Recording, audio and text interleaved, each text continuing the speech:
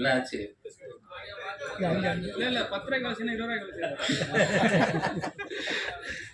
இங்கு வருகை தந்திருக்கும் பத்திரிகை தொலைக்காட்சி ஊடக நண்பர்களுக்கு என்னுடைய பணிவார்ந்த வணக்கம். ஃபஸ்ட்டு நன்றி வந்து இந்த படத்தில் நான் நடிக்கிறதுக்கு முதல் காரணம் வந்து டைரக்டர் அன்பழகன். அவர் தான் வந்து கஜேந்திரனை இன்ட்ரடியூஸ் பண்ணார்.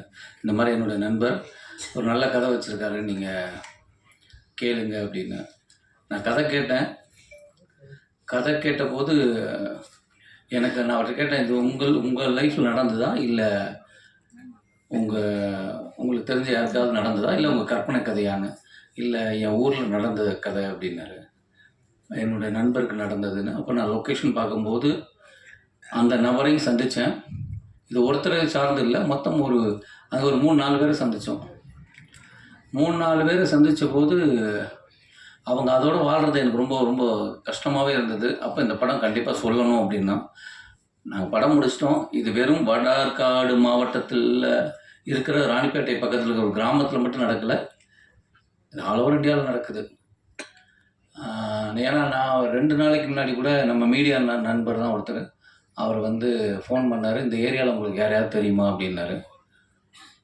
ஏன் என்ன விஷயம் அப்படின்ன போது, இந்த படத்தில் என்ன நடந்ததோ அதே சம்பவத்தை அவர் சொல்கிறார். அதுவும் ஒரு சீனாகவே இருந்தது. அந்த சீனை அவர் சொல்கிறார், எனக்கு ரொம்ப இந்த மாதிரி ஒரு பிரச்சனை அப்படின்னு.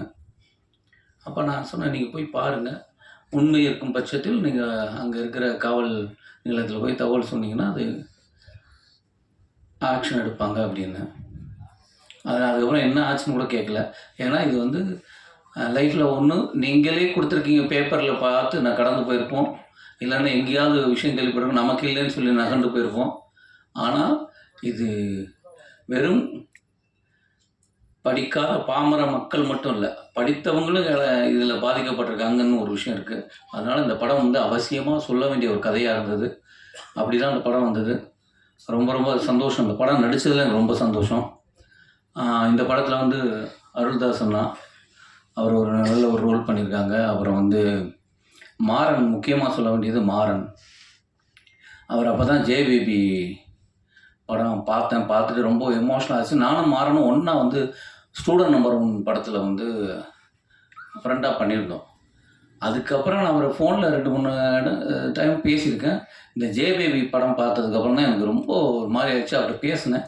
அப்போ நான் சொன்னேன், நம்ம 2 சேர்ந்து கூட பயணிக்கிற மாதிரி ஒரு நல்ல கதை இருந்தால் நம்ம பண்ணலான்னு. அப்போ கேட்ட கதை இது.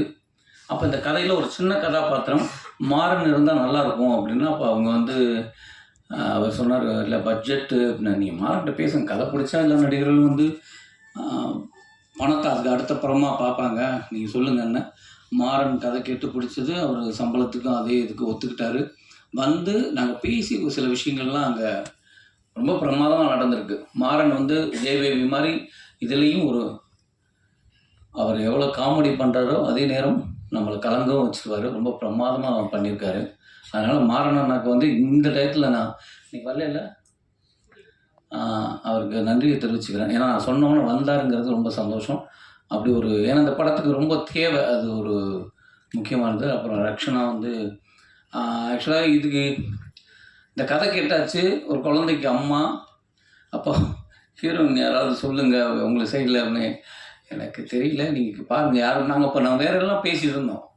திடீர்னு இவர் வந்து சொல்கிறாரு, இந்த பொண்ணு எப்படி இருக்கும் அப்படின்னு. ஏங்க அது ஸ்கூல் படங்க, அது சின்ன பொண்ணு, அது எப்படிங்க அப்படின்னு. இல்லை நீங்கள் நேராக பார்த்தீங்கன்னா தெரியும், நீங்கள் நேராக பார்த்தீங்க. இல்லை எனக்கு தோணுது அப்படின்னாரு. இப்போ லொக்கேஷன் அவங்க ஒத்துக்கிட்டாங்களா அப்படின்னு. இல்லை சொல்லியிருக்கேன் அப்படின்னாரு. எனக்கு ரொம்ப ஆச்சரியம். அவங்க ரொம்ப சின்ன பொண்ணு. அவங்க வந்து இந்த பையனுக்கு அம்மாவை ஒத்துக்கிட்டதே பெரிய விஷயம். ஆனால் அவங்க ரொம்ப கிளவர். எப்படின்னா அந்த கேள்வி யாரும் கேட்கவே மாட்டுறாங்கன்னா அவங்களே அந்த கேள்வியை கேட்டு பதில் சொல்லிடுறாங்க.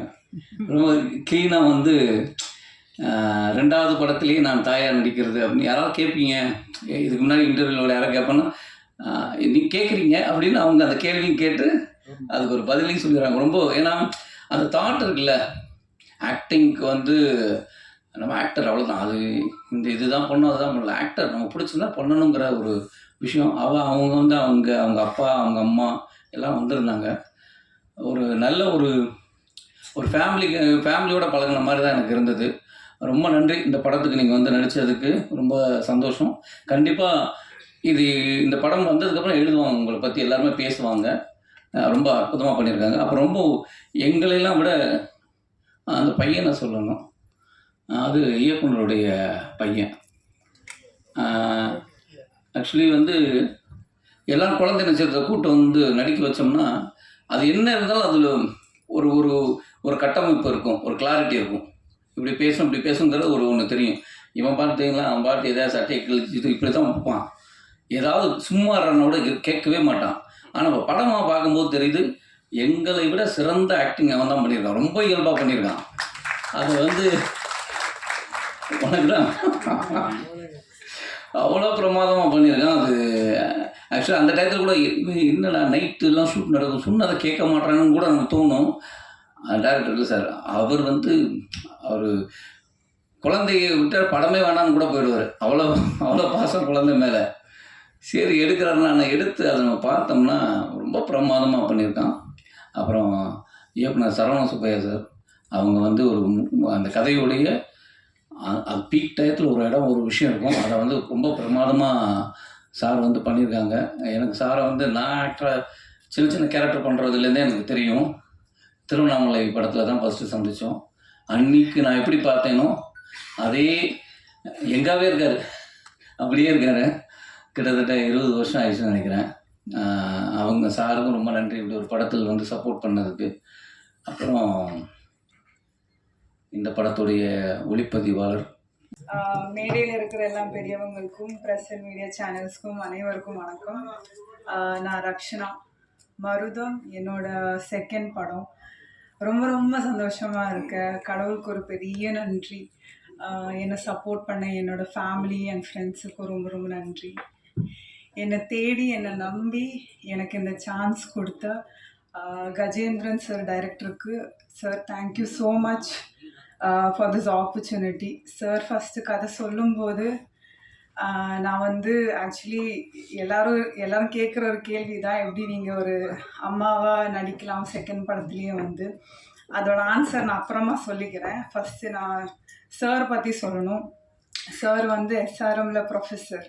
சத்தியமாக நான் நினச்சேன் சார் ரொம்ப ஸ்ட்ரிக்டாக இருக்க போகிறாங்க, அடிக்கலாம் போகிறாங்க, திட்ட போகிறாங்க, என்னென்னமோ பண்ண போகிறாங்கன்னு. ஆனால் பட் சார் வந்து எனக்கும் சாரோட பாண்ட் வந்து ரொம்ப வேறு மாதிரி இருந்துச்சு.